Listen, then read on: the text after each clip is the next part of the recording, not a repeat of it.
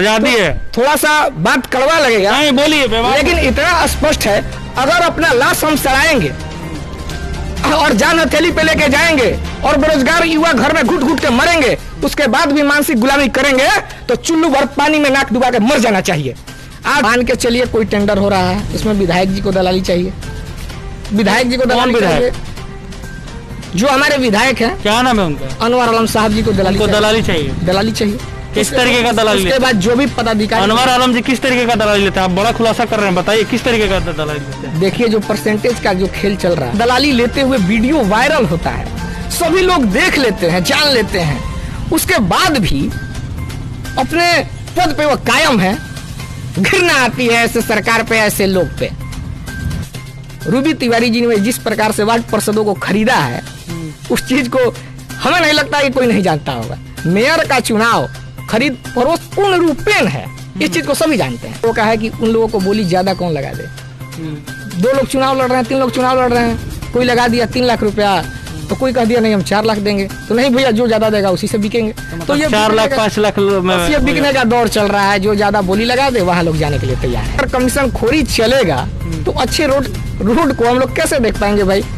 Road की जो भी मान के चलिए 5 लाख का बजट है, उसमें चला जाता है कमीशन खोरी में आपका 2 लाख 2.5 लाख चला गया। तो जो ठेकेदार साहब भी हैं, 50% ये चला जाता कमीशन खोरी में, 40 से 45% कमीशन खोरी में चले जाना है और 40% में बनना है, उसमें ठेकेदार को भी बचा लेना है। तो सारा विधायक भी शामिल, बेहिचक शामिल है, ये भी कहने वाली थोड़ा ना बात है, तो बेहिचक शामिल है इसमें। और प्रत्येक कॉलेज और प्रत्येक यूनिवर्सिटी में जिस प्रकार से वाईफाई देने की लोग बात किए थे, तो क्या स्थिति है? हम पूरे शहर को वाईफाई करना चाहेंगे। कैसे करिएगा? किस तरीके का रोड मैप है? किस तरीके का प्लान बनाए?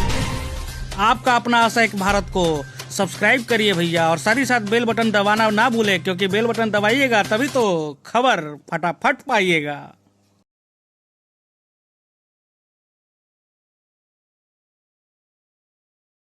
भारत देश युवाओं का देश कहा जाता है। नरेंद्र मोदी भी हुकार भरते हैं तो कहते हैं कि सबसे ज्यादा युवा जो है वो भारत में है, और खासकर बिहार की पृष्ठभूमि जो कि गौतम बुद्ध और साथ ही साथ चंपारण का जिस तरीके से महात्मा गांधी ने सत्याग्रह किया था, उसके लिए याद किया जाता है। वहीं दूसरी तरफ बात करें, बाबू वीर कुंवर सिंह की धरती से हम आज लाइव हुए हैं आशा एक भारत पे, और एक ऐसे चेहरे से हम आपको रूबरू कराएंगे जिसकी पृष्ठभूमि जो है बाबू वीर कुंवर सिंह की यूनिवर्सिटी से शुरुआत हुई है इसकी पृष्ठभूमि, और इनकी जो पृष्ठभूमि है ये छात्रों के बीच में राजनीति इन्होंने किया है। जदयू में ये थे और उसके बाद ये अब हुकार भर रहे हैं आरा विधानसभा चुनाव में, आरा विधानसभा से। जी हाँ, 194 विधानसभा जो कि आरा का है, यहाँ से ये हुकार भर रहे हैं, और इनकी तारीफ और इनकी काबिलियत जो है इनके लोग करते हैं। इनके साथ जो स्टूडेंट पढ़े हुए हैं या इनके जूनियर जो स्टूडेंट हैं, उनके बीच में इनकी काफ़ी लोकप्रियता है। तो चलिए हम बात करते हैं कुमुद पटेल से, आपसे रूबरू कराते हैं। सर, सबसे पहले आपका हमारे चैनल में स्वागत है। किस तरीके से देख रहे हैं आरा विधानसभा चुनाव, और आपने हुकार भर दिया है, हुकार तो भर दिया आपने, लेकिन काफ़ी दिग्गज नेता हैं और परखे हुए नेता हैं, पुराने नेता हैं, मजे हुए नेता हैं, कैसे संभाल पाइएगा अपने आप को?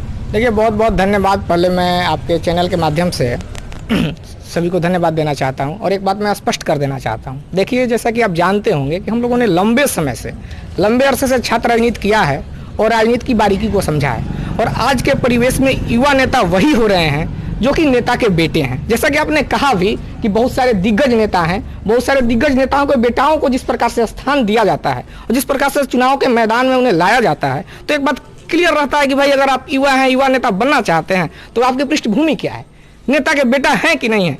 लेकिन हम लोगों का उत्पत्ति जो है संघर्ष से हुआ है, और संघर्ष से निकलकर हम लोग बाहर आए हैं। बहुत सारे आंदोलन भी हम लोगों ने किया है, जो कि आप भली बात ही जानते हैं, और बहुत तरह की बातें हैं। जैसे कि पुलिस की लाठियां की जहां तक बात हुई, हम लोगों ने पुलिस की काफ़ी लाठियां भी खाई हैं, और समाज के लिए हमेशा हम लोग दृढ़ संकल्पित रहे हैं, समाज की आवाज़ को बुलंद करते रहे हैं, और समाज में हो रहे क्रियाकलापों में जहां भी गड़बड़ी रही है, वहां पे हम लोगों ने आवाज़ बुलंद करने का कार्य किया है।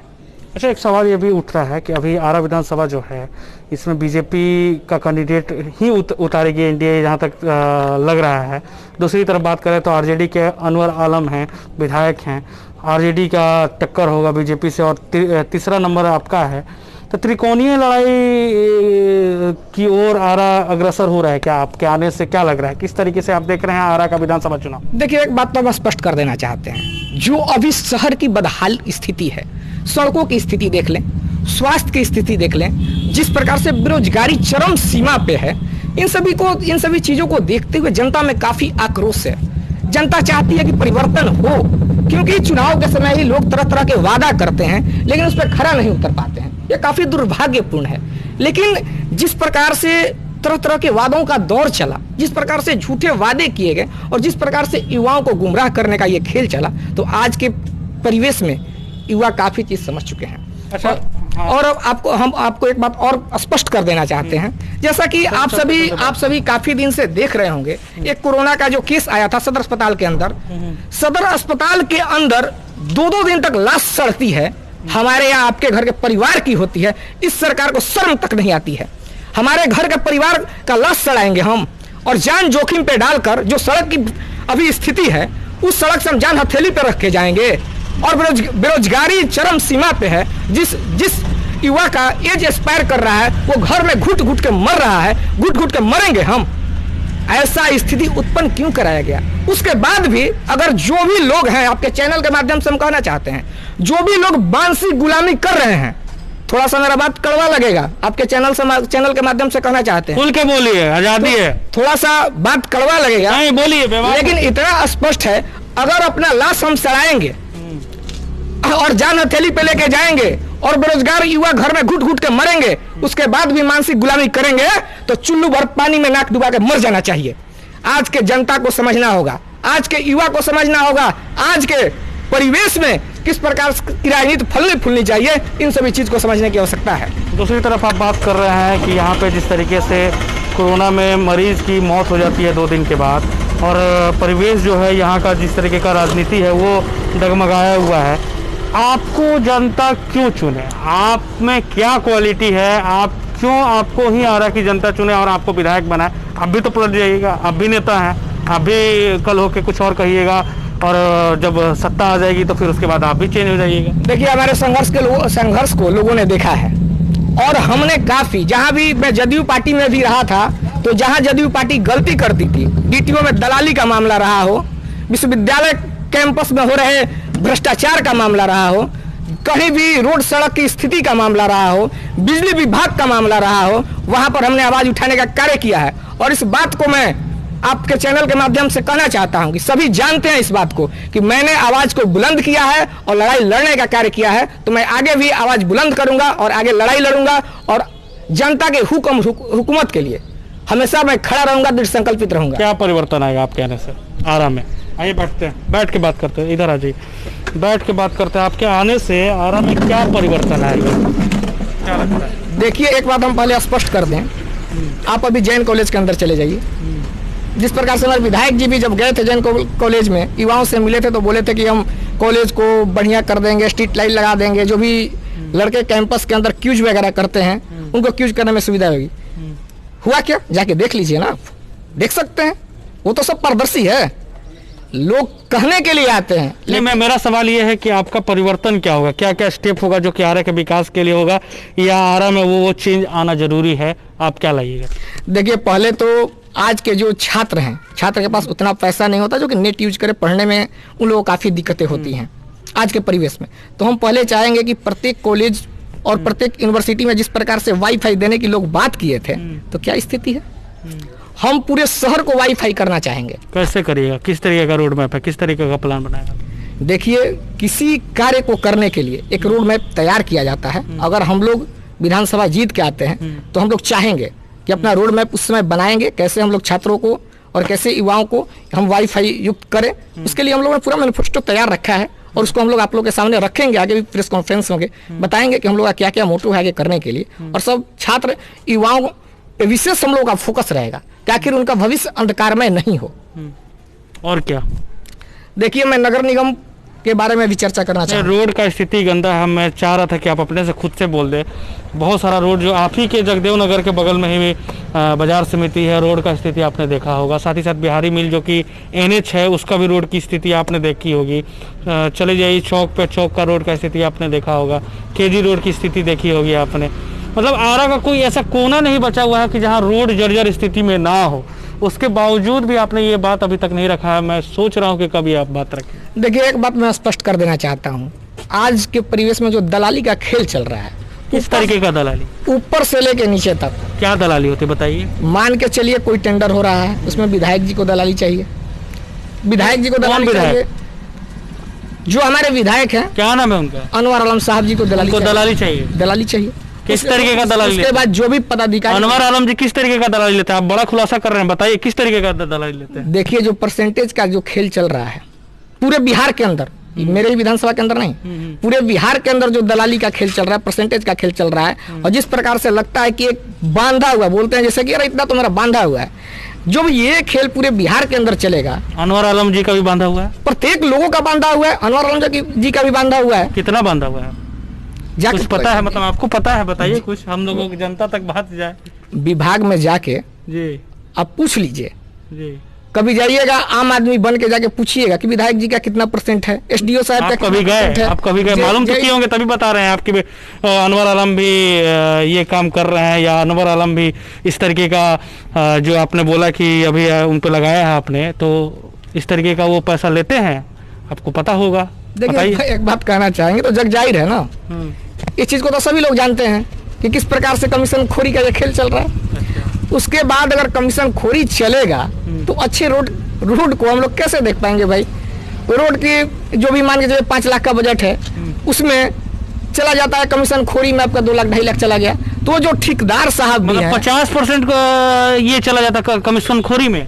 40 से 45% कमीशन खोरी में चले जाना है और 40% में बनना है, उसमें ठेकेदार को भी बचा लेना है। तो सारा विधायक भी शामिल है, बेहिचक शामिल है।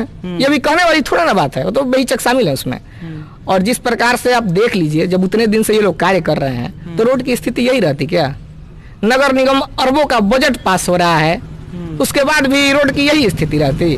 सब लोग, यहाँ वार्ड पार्षद को भी हम कहना चाहेंगे, सब लोग की तो बोली लग जा रही है। कौन वार्ड बिक जा रहे हैं? कौन लगाता बोली? जो मेयर बन रहे हैं वो बोली लगा रहे हैं, कोई भी मेयर बने।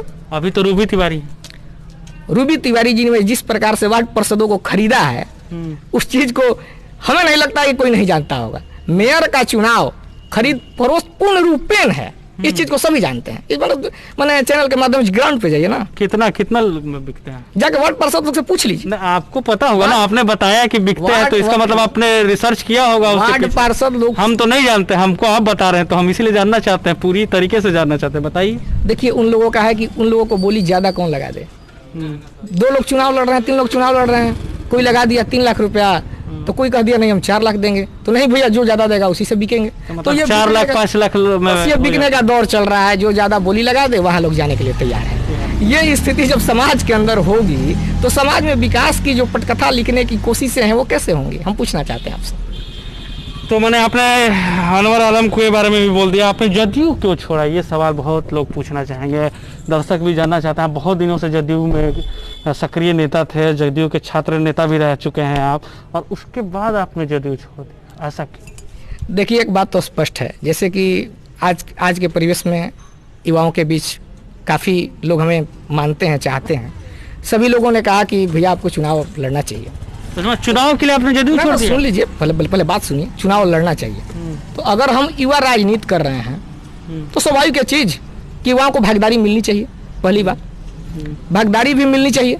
तो आज के परिवेश में कोई पार्टियां, जो भी सत्तारूढ़ दल लोग हैं, तो किसी युवा को वो टिकट देने जा नहीं रहे हैं, और ना ही वो किसी को प्रमोट करने जा रहे हैं। तो फिर आप उस पार्टी में थे ही क्यों, जब आपको ये बात पता था? अभी जो कोरोना काल में जो स्थिति हुई, जिस प्रकार से मजदूर भूखे मर रहे हैं, जिस प्रकार से कोरोना पेशेंट को जिस प्रकार से अनदेखी किया गया, आइसोलेशन वार्ड के नाम पे जिस प्रकार से लूट खसोट का दौर चला, क्या आपकी आत्मा कराहती नहीं है? आप भी अपने आत्मा पे हाथ रख के सोचिएगा, तो आपकी भी आत्मा कहेगी। लेकिन आप कोरोना से पहले पार्टी छोड़े ना? कोरोना से पहले मैंने पार्टी नहीं छोड़ा। कब छोड़ा था आपने? मैंने अगले माह में पार्टी छोड़ा, देख लीजिएगा डेट। तो लेकिन जिस प्रकार का माहौल, नीतीश जी ने जैसे दारू बंद किया तो काफी लोगों में खुशी हुई कि चलिए भाई दारू बंद हुआ है, बिहार में कुछ परिवर्तन आएगा। क्या बंद हुआ? मोहल्ले मोहल्ले में तस्कर पैदा हो गए हैं। दारू बेचने का जो एक खेल चल रहा है ना, कोई ऐसा जगह नहीं है जहां वो होम डिलीवरी नहीं मिल रहा है। और इसमें क्या स्थिति है नहीं जानते हैं सब। उस चीज को रोकने के लिए सरकार को कदम उठाना चाहिए।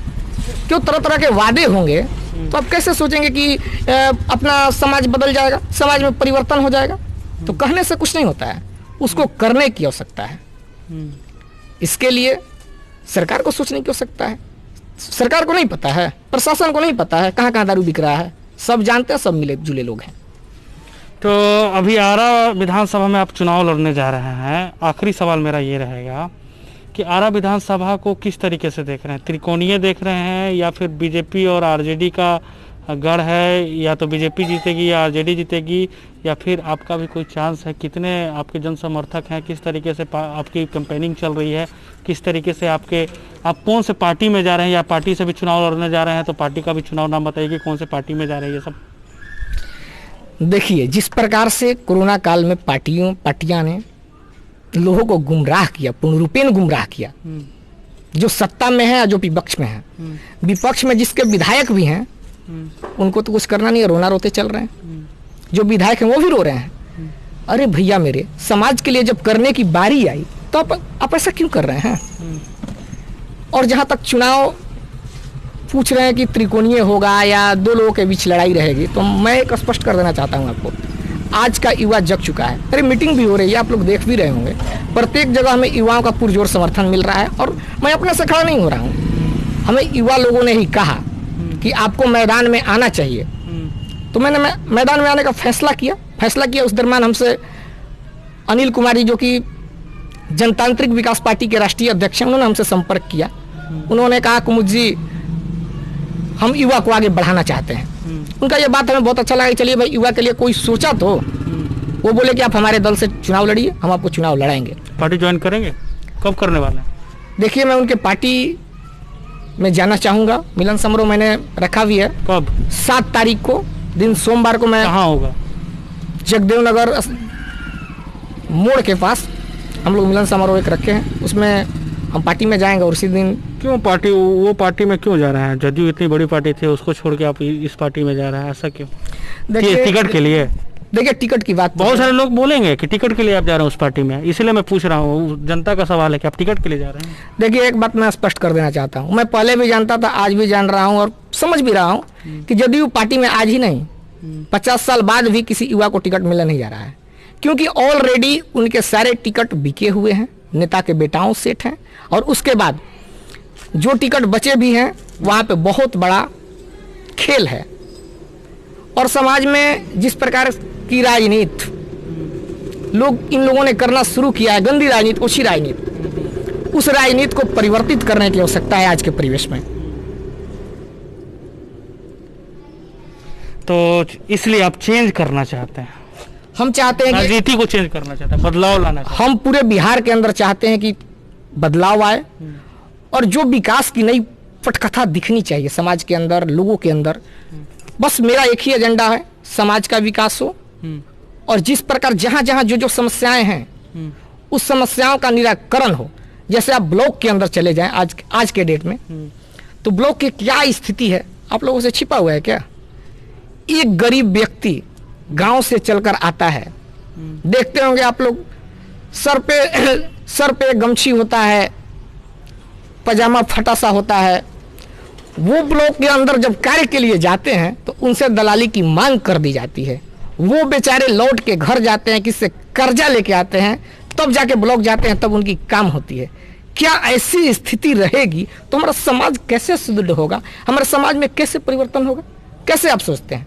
आप मतलब भ्रष्टाचार को खत्म करना चाहते हैं, आप सिस्टम को चेंज करना चाहते हैं? हाँ, जो भ्रष्टाचार, जिस विभाग में भ्रष्टाचार है, सभी जगहों से हम चाहते हैं कि भ्रष्टाचार का खात्मा हो।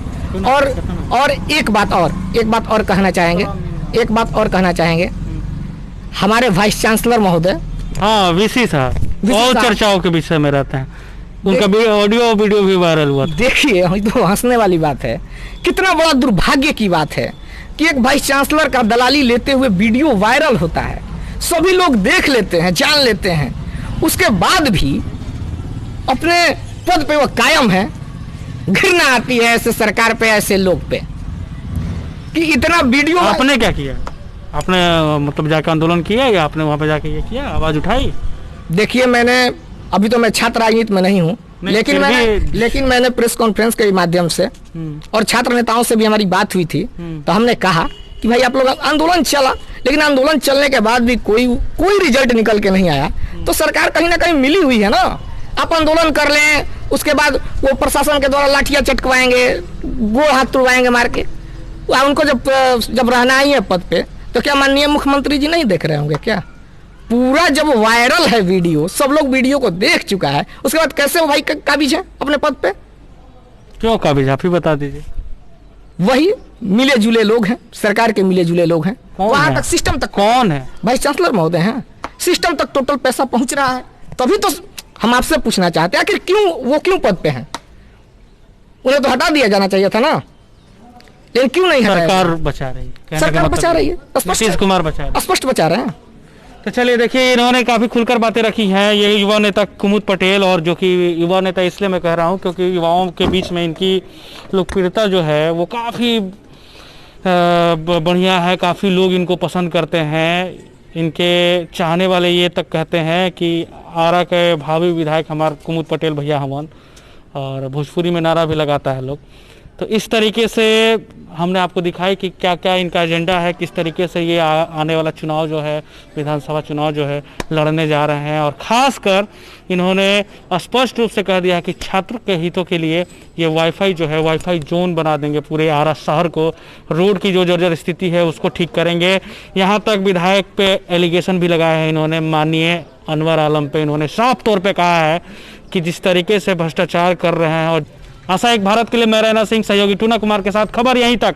कमेंट बॉक्स में जरूर बताइए कि कितने पसंद आए ये नेताजी, क्योंकि नेताजी के घर हम पहुंच चुके हैं और अगला वीडियो जल्द से जल्द आपके पास आएगा। सहयोग समर्थन के लिए आप सभी का शुक्रिया, धन्यवाद। आरा भोजपुर बिहार का डिजिटल नंबर 1 चैनल बन चुका है आशा एक भारत। धन्यवाद। आपका अपना आशा एक भारत को सब्सक्राइब करिए भैया, और साथ ही साथ बेल बटन दबाना ना भूलें, क्योंकि बेल बटन दबाइएगा तभी तो खबर फटाफट पाइएगा।